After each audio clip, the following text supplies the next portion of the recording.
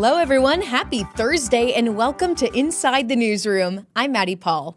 Inside the Newsroom, we are bringing you the trending stories of the KELOLAND area. And my favorite part is we bring in our newsroom staff members to talk about these stories. It's the same stories that you see every day on our newscasts and even online at KELOLAND.com. Let's start off right away with one of our first trending stories. The mayor of Sioux Falls wants to see better gun control laws when it comes to safety inside of city buildings across South Dakota.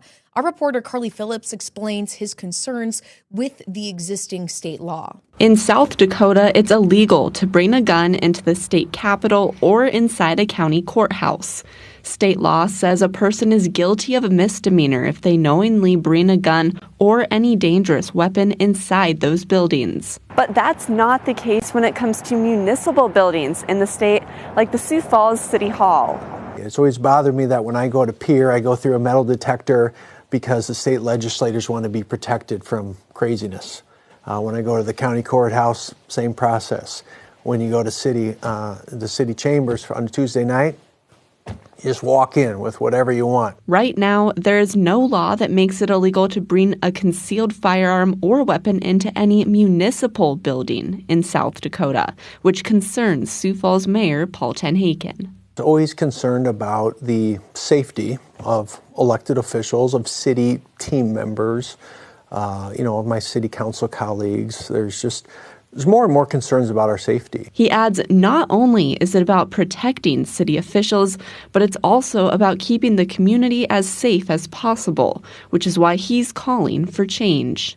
I think we got to look at that from a state perspective and say, does the law need to change on that? And should we be afforded the same protection that state legislators and that county officials are given? The mayor says he's had conversations with state legislators about possible changes to the existing law. And Carly Phillips joins us now at the digital desk to talk more about this story. Carly, I want to first off ask, how did this angle come up for the story? Is this something that you wanted to know going into the interview, or did this kind of spur up and happen as you were creating the story? Yeah, the story pitch came up in our morning meeting when we were going around pitching our story ideas for the day, and the mayor had shared a post on X about it, and we thought it was interesting, and I guess a lot of us didn't realize that law was such a thing and that it didn't apply to city buildings, so we decided it would be good to look into it. And, the topic of gun laws and opinions can be very divisive for some people. So how did you want to approach this story as it is kind of a hot topic?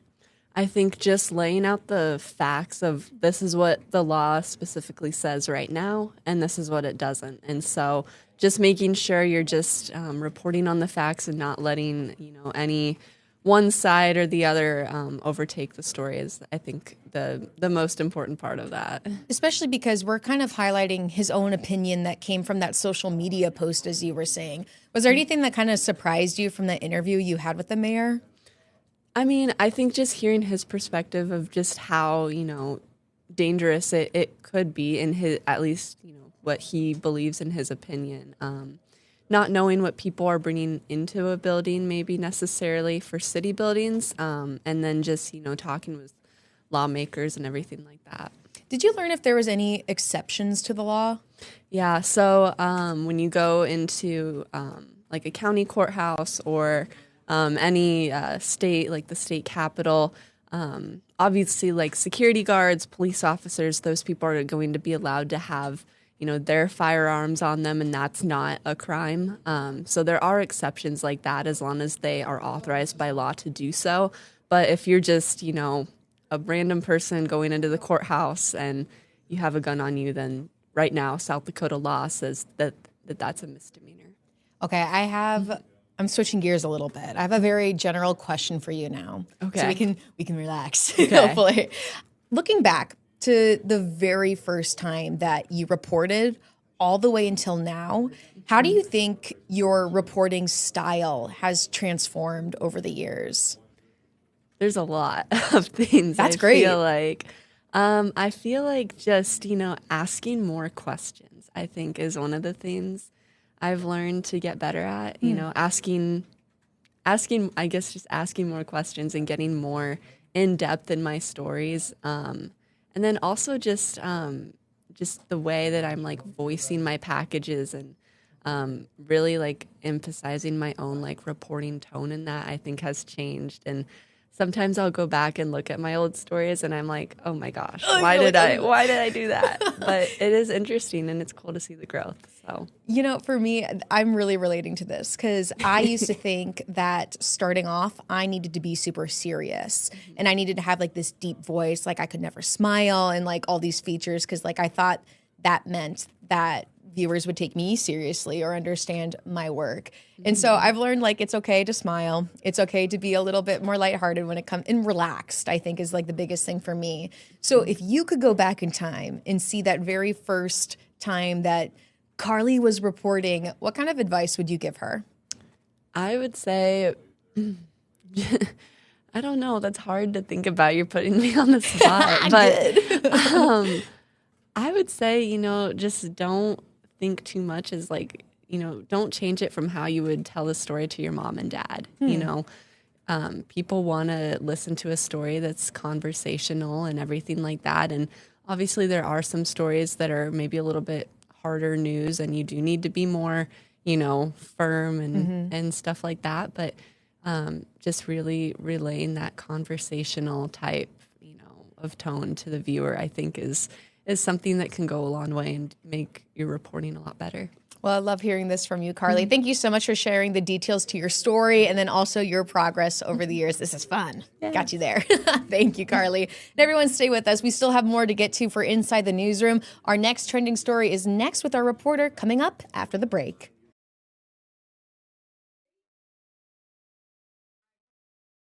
And welcome back to Inside the Newsroom. A new city rule dealing with homeless encampments is having an impact in Sioux Falls. Sydney Hoyer has an update on the city's new dwelling ordinance, along with preparations for the upcoming winter. In August, City Council passed a new dwelling ordinance that prohibits tents and dwellings in public places.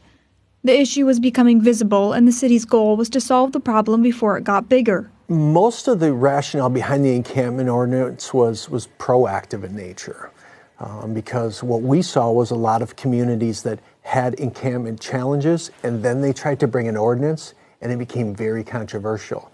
2 months ago, the area around Faywick Park looked like this, but now only trash and a few belongings remain. We also want to be able to provide a 24-hour notice within this ordinance to folks so that they have a little bit of time before we would then have to remove any of their items, dwellings, as well as providing short-term storage for those individuals as well.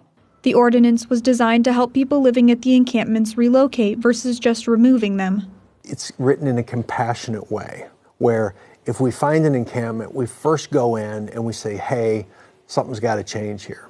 We connect them with resources, we give them proper notice, we bring in caseworkers, we show them the resources that are available. And as the weather gets colder, it becomes even more important to make sure those people are safe.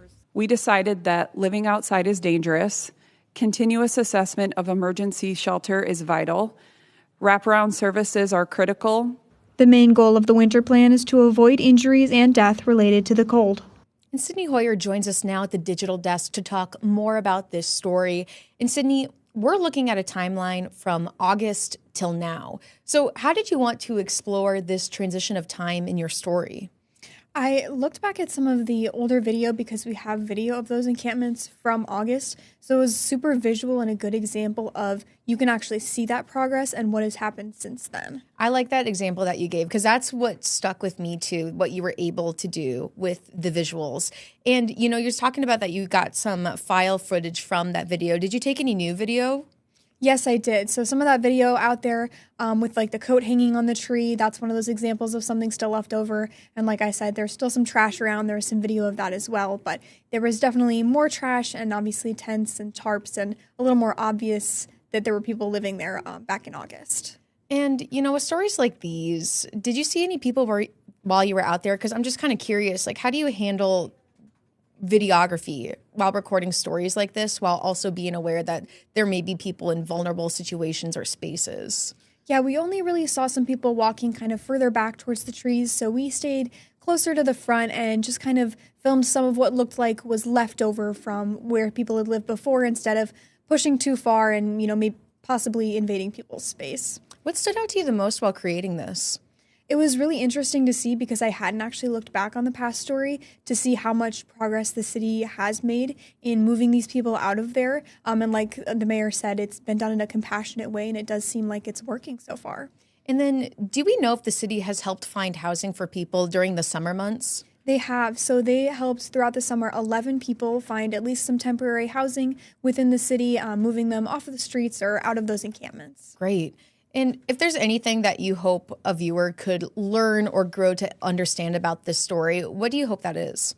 I think that it was really important that they mentioned at both the conference and the mayor mentioned that not everybody is going to accept that help. So despite the fact that they are offering that help, offering people that housing, that not everyone is going to accept that. So seeing people still out on the streets, still out in these encampments is possible.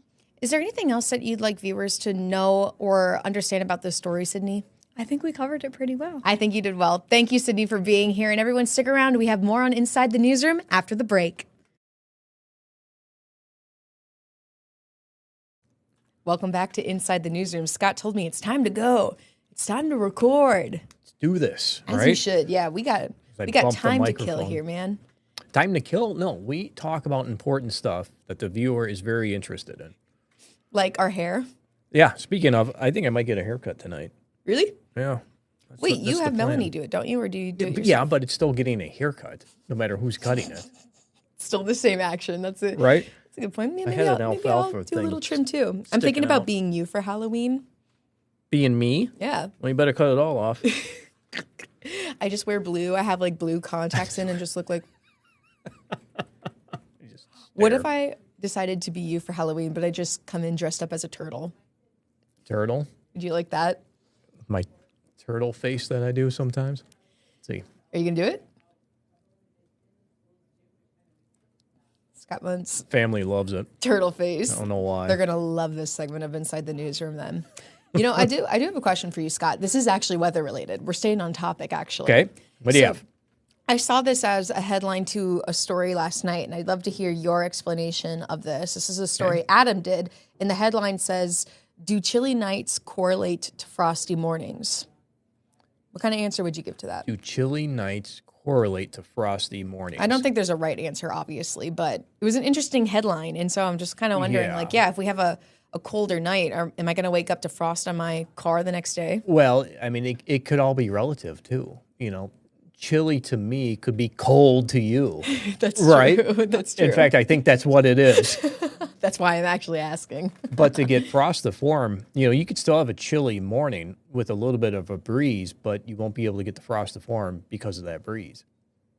Okay. Yeah, you need light winds for frost and dew to form. Mm-hmm. So, but yeah, it's all relative, to, like I just said, chilly to me could be downright cold to you. Mm-hmm. So, yeah, Mother Nature plays the same way. That's a different headline.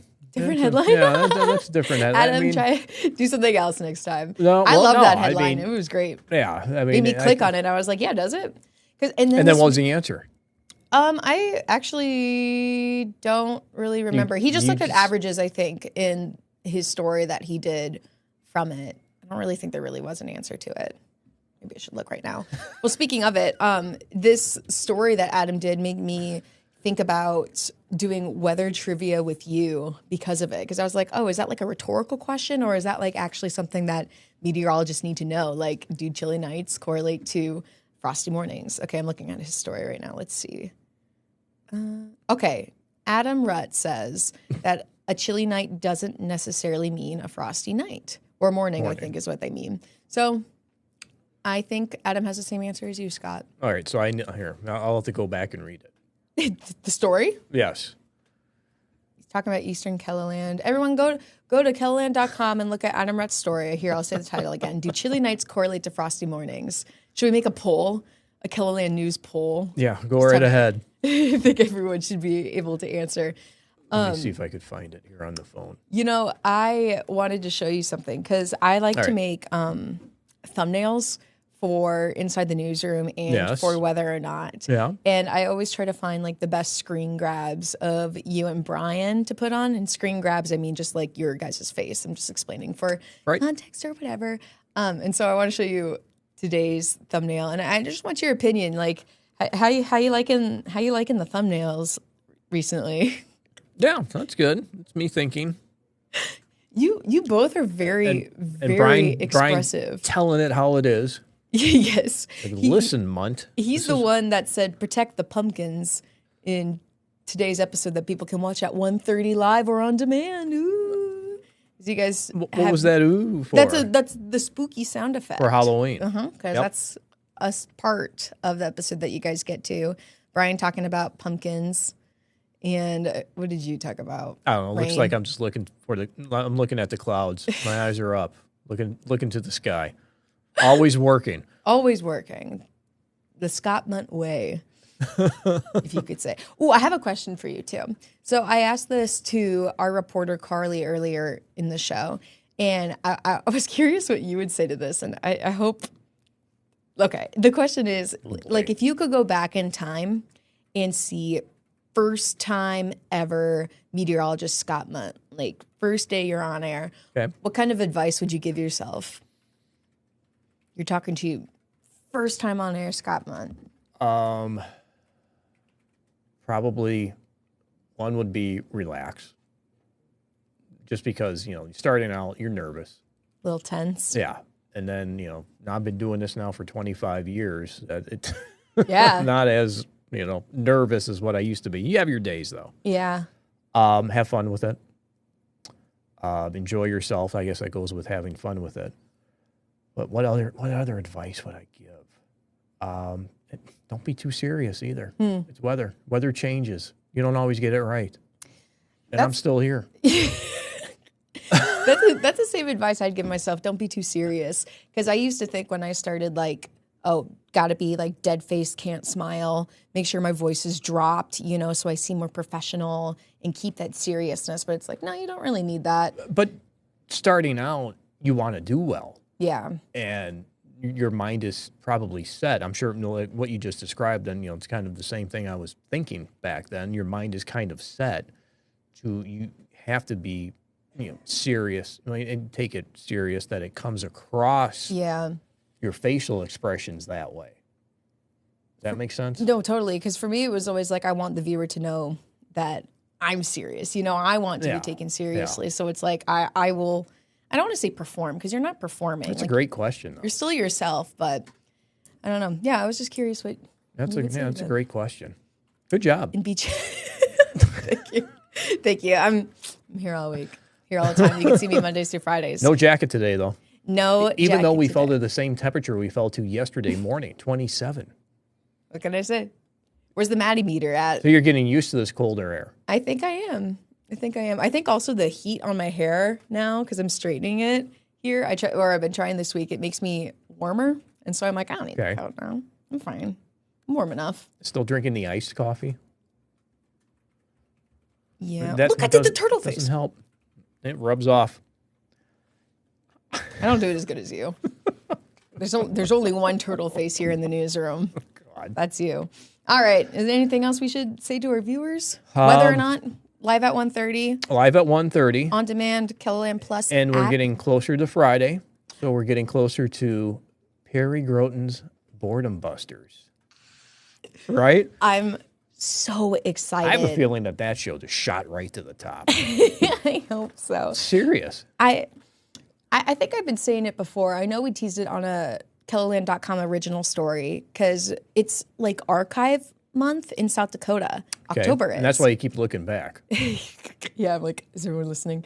And I had been looking through the archives, and like that's why you've been seeing like me bring photos to you, because I'm just like digging through everything, and I'm like, oh, this is kind of neat. Let me show Scott. And I will say that archives are a part of this week's Boredom Busters episode. Okay. I'm very thrilled and excited to show off what it is. And that's about all I'll say. I did give Scott a peek. Yes, this I was morning. going to say, if I could be honest, I did get a sneak peek, and it's something that you would want to watch. I'm glad you said that. There's going to be lots of laughs. It will be very informative, but then also like This episode will be It'll a bust your boredom. It will be a boredom buster in itself. There you go. That's how I'm looking at it. Thank you for that plug. Boredom Busters is 5:30 at night on Friday and then 8 o'clock in the morning on Saturday, only on KELOLAND Plus. And then it's on demand after Friday night, so you can watch it anytime. Great. A boredom buster in itself. So, Scott, you got to make sure you watch, even though you had a little peek. Oh, yeah. I have to see the reaction. I can't wait. It'll be fun. But that's all the time that we have for Inside the Newsroom. So until next time, have a great day, everyone. See ya.